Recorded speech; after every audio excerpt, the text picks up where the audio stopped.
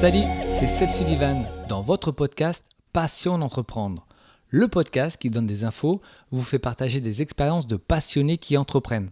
On parle de tous les sujets qui concernent les entrepreneurs qui nous racontent leur parcours. Pour ce 16e épisode de Passion d'entreprendre, je vous ai préparé un best-of de l'été avec les réponses de nos entrepreneurs à la question « Quels conseils ils donneraient ?»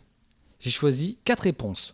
On entendra Eric de la société Agérix, Marion de la cidrerie IC, Joss de la radio Enjoy et Julien du concept Les Affinés. Juste après, on aura l'instant chiffre et on finira l'émission avec la citation du jour. Bonne écoute à tous. Par rapport à ton parcours, est-ce que tu aurais un ou des conseils à donner à des futurs entrepreneurs ? Accrochez-vous. Ouais, la pente est raide et on a souvent l'impression d'attaquer l'Everest en claquette et en moonwalk, mais en fait, continuez à être convaincu par ce que vous faites, regardez la concurrence sans avoir à l'esprit qu'en fait, il faut tirer les prix vers le bas ou il faut en fait réduire la qualité de son travail. Restez vous-même, accrochez-vous, gardez votre niveau de qualité. Et à terme, c'est payant. Il y a de la place pour tout le monde. La concurrence est saine. Mais le plus important, c'est vraiment de croire dans votre projet, quoi.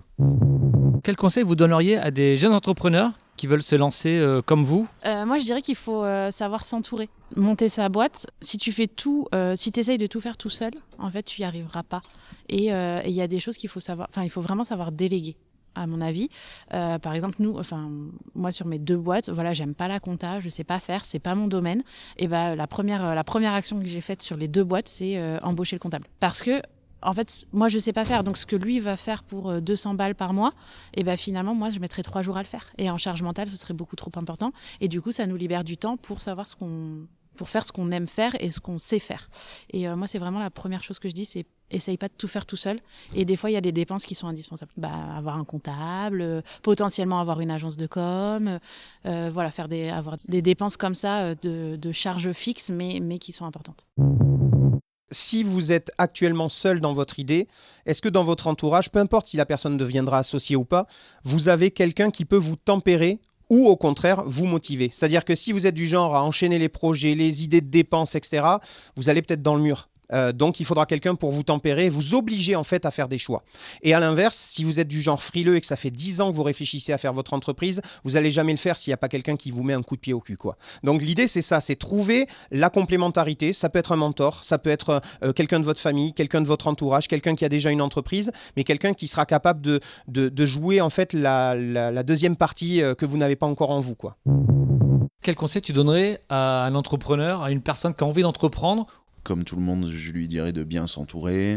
Moi, j'ai toujours travaillé avec la philosophie des 2 H, donc l'humain et l'humour. C'est comme ça que j'aime bosser, c'est d'abord l'humain. Moi, banquier, comptable, pour moi, c'est hyper important. Un banquier qui ne répond pas sous 48 heures, ça va pas. Un comptable qui ne me répond pas sous 48 heures à mes questions, ça va pas. Je lui demande pas de faire des pieds et des mains pour moi et d'être à ma disposition, mais c'est des gens qu'on paye déjà, donc c'est pas nos salariés, ils nous appartiennent pas, mais ils ont ce devoir aussi d'être présents pour nous accompagner. Ça, faut être honnête, on a besoin des banques et je leur crache pas dessus, mais j'estime que un bon banquier, c'est rare et ça mérite d'être souligné quand ils sont bons. Et il faut leur dire, quoi, c'est bien, vous me répondez. Je demande pas à ce qu'ils trouvent des solutions à mes problèmes, mais juste qu'ils répondent à mes questions. Avoir des gens qui nous soutiennent à ce niveau-là, c'est important, des gens qui répondent. Donc un comptable qui répond et un banquier qui répond, c'est la base. L'instant chiffre. En moyenne, un entrepreneur prend 3 semaines de congé sur une année. Et 10% ne prennent jamais de congé. La citation du jour est d'Amélie Nothomb. Existe-t-il vacances plus profondes que de prendre congé de soi-même ? Merci pour votre écoute.